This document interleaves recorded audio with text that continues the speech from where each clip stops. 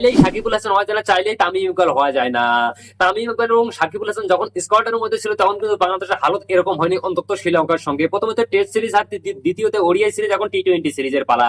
তো চলো একটু ডিসকাস করি এই নিয়ে। তো চলে যাই বাংলাদেশের টি-20 সিরিজে। প্রথম টি-20তে শ্রীলঙ্কার বেড়া 155 রান টার্গেট। শ্রীলঙ্কার ব্যাটাররা তারা করতেছিল মাত্র 19 ওভারে খতম করতেছে 6 বল হাতে রেখে বাংলাদেশের বিপক্ষে শ্রীলঙ্কাকে 7 উইকেটে জয়, একটা বিশাল বড় জয়। প্রথম টি-20 ম্যাচে শ্রীলঙ্কানদের বিপক্ষে 7 উইকেটে হেরে জাতীয় শুরু করেছে লিটন কুমার দাসের নেতৃত্বে বাংলাদেশের টিম। এদিকে বাংলাদেশের যখন টি-20 কে অচল অবস্থা, তখন গ্লোবাল সুপার লিগে ব্যাটে বলে দুই মানে উড়ছে হাওয়ায় সাকিবুল হাসান। ব্যাট হাতে অর্ধশতক রানের পর বল হাতে আবার দুটো উইকেট পেয়েছে।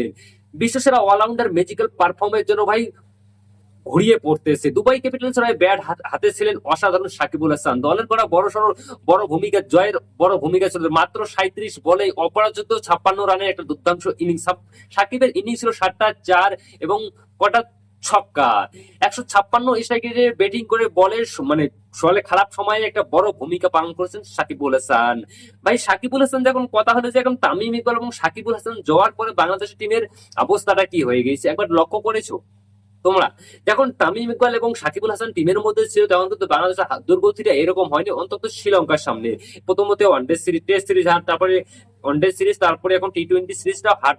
যেহেতু হার দিয়ে শুরু হয়েছে, তিনটা ম্যাচ হবে, অলরেডি একটা হেরেছে আর একটা শ্রীলঙ্কা কোনোভাবে জিতে গেলেই বাংলাদেশ আগিন্দাজ হয়ে গেল।